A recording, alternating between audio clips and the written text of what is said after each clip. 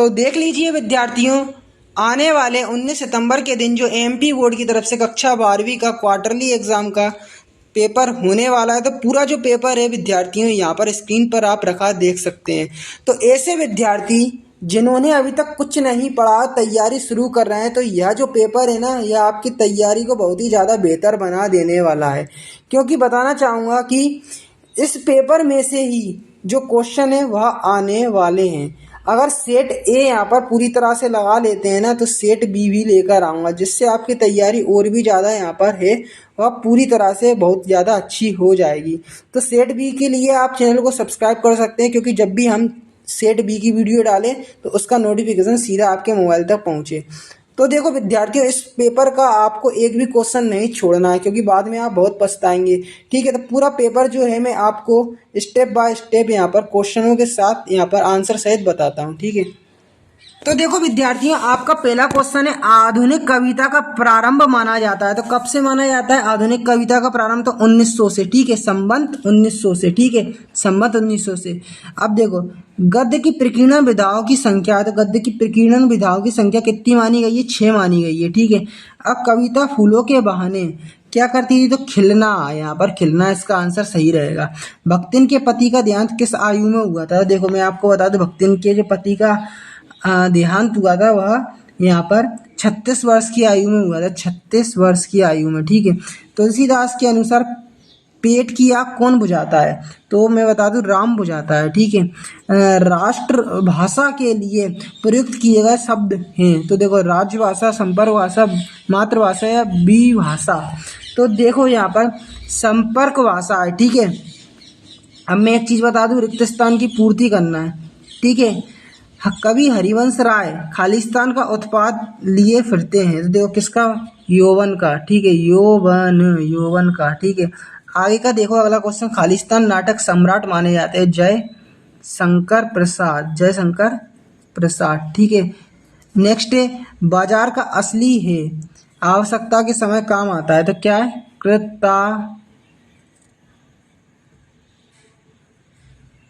कृताग्रता। ठीक है, भक्तिन की कहानी अधूरी है पर उसे खालिस्तान में पूरी नहीं करना चाहती। तो देखो, खोकर पूरी नहीं करना चाहती। छंद के प्रकार होते हैं। तो छंद के प्रकार कितने होते हैं? 2 प्रकार होते हैं। छंद के कितने प्रकार होते हैं? 2 प्रकार यहाँ पर होते हैं। जयशंकर प्रसाद खालिस्तान के प्रमुख कवि है। तो छायावाद के प्रमुख कवि है। ठीक है, अब आप देखें, रचना के आधार पर वाक्य कितने प्रकार के होते हैं? 3 प्रकार के यहाँ पर होते हैं। अब एक वाक्य वाले क्वेश्चनों के आपको आंसर देना है। तो पहला क्वेश्चन है, द्विवेदी युग में कौन सी भाषा जो है वह कविता की संवाहिना बनी? तो देखो, खड़ी बोली इसका आंसर रहेगा। खड़ी बोली। ठीक है, खड़ी बोली इसका आंसर रहेगा। बच्चे निडरता के साथ किसके सामने आते थे? तो सूरज के। किसके? सूरज के। बात बाहर निकलने की बजाय कैसी हो गई? तो बात बाहर निकालने की वजह कैसी हो गई? और अधिक हो गई। कैसी हो गई? और अधिक यहाँ पर यह बात हो गई। तो देखो विद्यार्थियों, यह जो पेपर अगर आप देख रहे हैं, इसका पीडीएफ अपने मोबाइल में सीधा एक बार में डाउनलोड करना चाहते हैं। देखो, फर्स्ट तो सबसे पहले आपको एक काम करना होगा कि गूगल पर आ जाना होगा। इधर आपको सर्च करना होगा क्लास ट्वेल्थ हिंदी त्रैमासिक पेपर। क्या? क्लास 12 हिंदी त्रैमासिक पेपर हिमालय सर।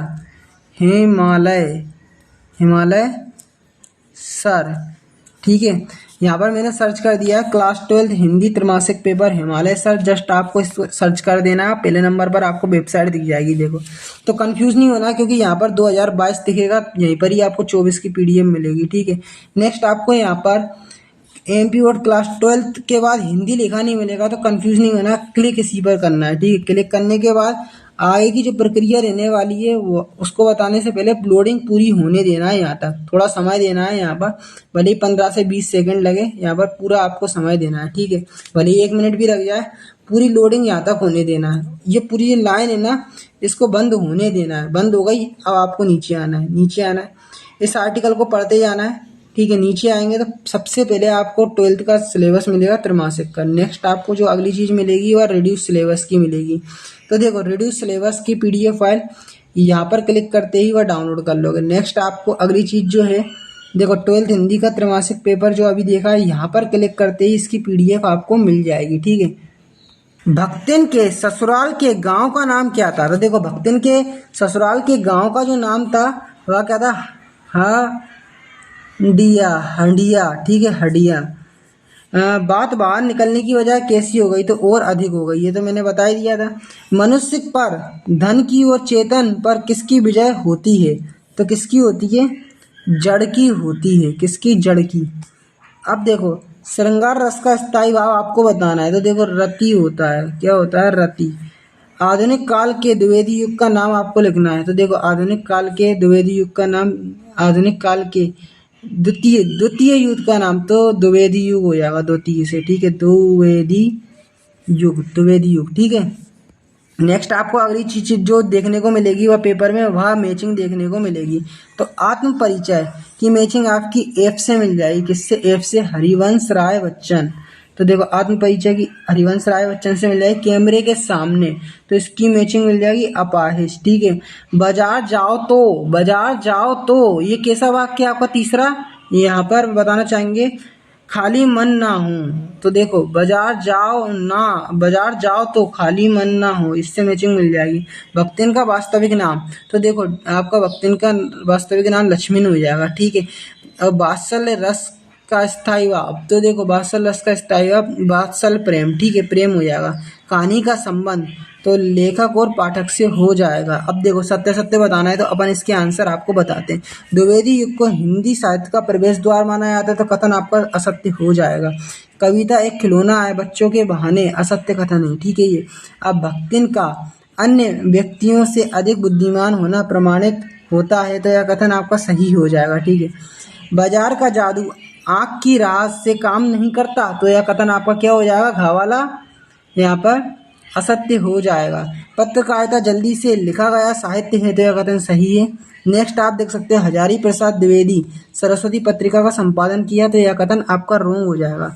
अब देखो यहाँ पर हजारी प्रसाद द्विवेदी ने यहाँ पर सरस्वती पत्रिका का प्रकाशन संपादन किए थे, कथन गलत है। अब देखो 2 अंक वाले प्रश्न में आपको पढ़ के बताता हूँ, इसको नोट करते चलना है। बच्चे किस बात की आशा में नीड़ों पर झांक रहे होंगे? अपने जीवन में शरद ऋतु का क्या मायने रखती है? ठीक है। बात और भाषा परस्पर जुड़े होते टिप्पणी लिखना है। कैमरे के सामने बैठे विकलांग को वास्तविक कष्ट होता है, आपको बताना है। नेक्स्ट आप देख सकते हैं अगला क्वेश्चन है, शेर का बच्चा कौन था? उसे यह टाइटल कैसे प्राप्त हुआ? ठीक है। भक्तिन के आ जाने से महादेवी के अधिक देहाती कैसे हो गई? यशोधर पंत ने किस नदा के क्वार्टर को मेस क्यों कहा? बसंत पाटिल कौन था? लेखक से उसकी मित्रता कैसे हुई? लेखक से कैसे उसकी मित्रता हुई? नेक्स्ट है आप देख सकते हो यहाँ पर गद्यांश दिया है आपको, इसको बिल्कुल ध्यान पूर्वक यहाँ पर पढ़ देना है। एक आप चीज कंफ्यूज हो गए होंगे कि सर नो के बाद यहाँ पर ये कैसे आगे का क्वेश्चन आ गया। देखो नेक्स्ट अपन पार्ट 2 लाएंगे तब इसमें पूरे क्वेश्चन आपको बता देंगे, पर अभी आप क्या है नो के बाद सीधा आप कौन सा क्वेश्चन देख ले 18वें नंबर का। ठीक है, जब तक इतना याद कर लो, देखो इतना याद कर लोगे तो फिर मैं आपको नेक्स्ट वीडियो के माध्यम से पूरा पेपर बता दूंगा। ठीक है, तो देखो अभी आप ये देखो सबसे पहले गद्यांश और पद्यांश यहाँ पर जो देखने को मिले हैं, यहाँ पर सबसे पहले इनके क्वेश्चनों के आंसर देख लेते हैं।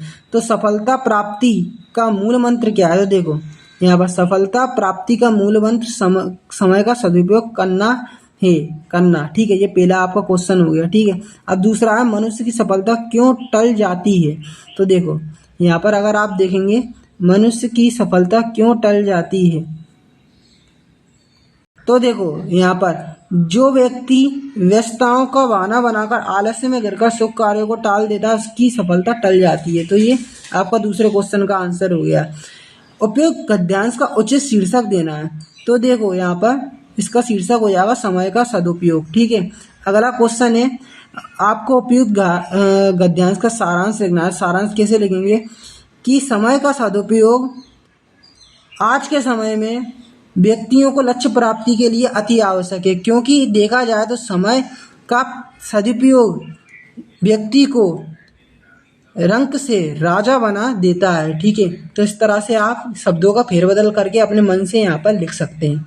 ठीक है, अब अथवा में यहाँ पर देख सकते हो ये आपको एक और पेशिश दिया है, तो ये आप स्वयं करेंगे। अब भावपल्लन करना है। ठीक है, ईश्वर किसी धर्म व जाति का नहीं होता, स्वच्छता अभियान पर अनुच्छेद लिखना है। ठीक है, अब देखो यहाँ पर काव्यांश की संदर्भ प्रसंग व्याख्या करना है। मैं दीवानों को वेश में फिरता हूँ। ठीक है, ये पूरा आप देख लो, ये आपका दर्शाया हुआ है। ठीक है, ये दर्शाए हुए हैं। अब देख लो आपका 21वें नंबर का क्वेश्चन, इस गद्यांश की आपको संदर्भ प्रसंग व्याख्या करना है। ठीक है, ये आप देख सकते हैं। ठीक है, ये पूरा बाजार में एक जादू है। ठीक है, ये आप पूरा देख लें। अब जाड़े का दिन, ठीक है, ये आप देख सकते हैं। अमावस्या की रात ठंडी, ये आप पूरा तैयार करके आ जाए। ठीक है, अब जिला शिक्षा अधिकारी को उस अधीन सहायक शिक्षक के रिक्त पद हेतु नियुक्ति किए जाने हेतु आवेदन पत्र आपको लिखना है। अब यहाँ पर देख सकते हैं विवाह समारोह में सम्मिलित होने के लिए एक निमंत्रण पत्र, 120 शब्दों में आपको यहाँ पर निबंध लिखना है। वृक्षारोपण, समय का महत्व, विज्ञान वरदान या अभिशाप, विद्यार्थी खेल जीवन। तो देखो जो क्वेश्चन मैंने अभी नहीं बताए थे वह मैं अभी आपको पूरे की पूरे 9 के बाद के बता देता हूँ। 9 तो पढ़ दिया था, 10वां देख लो आप। निम्नलिखित मुहावरों का अर्थ बताते हुए वाक्य प्रयोग करना है। तो खून के घूंट पीना, पहाड़ टूटना। ठीक है, बेर क्रोध का चार मुरब्बा है, इसका आपको भावापल्लन करना है। रेडियो समाचार की संरचना किस शैली में होती है, स्पष्ट करना है। विज्ञान के क्षेत्र में काम कर रही भारत की 4 संस्थाओं के नाम। शब्द युग्म के प्रकारों के नाम लिखना है। रचना के आधार वाक्य कितने प्रकार के होते हैं आपको बताना है। निम्नलिखित को शुद्ध करके लिखना है। उसके पास केवल मात्र 200 रुपये हैं, तो उसके पास केवल 200 रुपये हैं, ये इसका आंसर रहेगा। उसके पास मात्र हटा देना या उसके पास केवल हटा देना, इस तरह से आप कर सकते हैं। उसके पास मात्र 200 रुपये, ये भी सही रहेगा। उसके पास केवल 200 रुपये, यह भी सही रहेगा।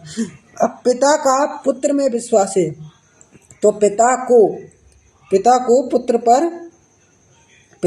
पुत्र पर विश्वास है। ठीक है, पिता का पुत्र पर विश्वास है, तो पिता को पुत्र पर विश्वास है। 2 तकनीकी शब्द आपको लिखना है। तकनीकी शब्द क्या होते हैं, जो कि किसी विषय से संबंधित होते हैं। तो जैसे भौतिक शास्त्र, अंकगणित। ठीक है, ये हो गया। स्वयं रचना रच लेते हैं। आत्मविश्वास लेखन के मन में कैसे पैदा हुआ। परशुराम को क्रोध आने पर लक्ष्मण का धनुष टूट जाने के कौन कौन से तर्क दिए। संधि अलंकार की परिभाषा आपको उदाहरण सहित लिखना है। रुवाइयों छंद की परिभाषा उदाहरण सहित लिखना है।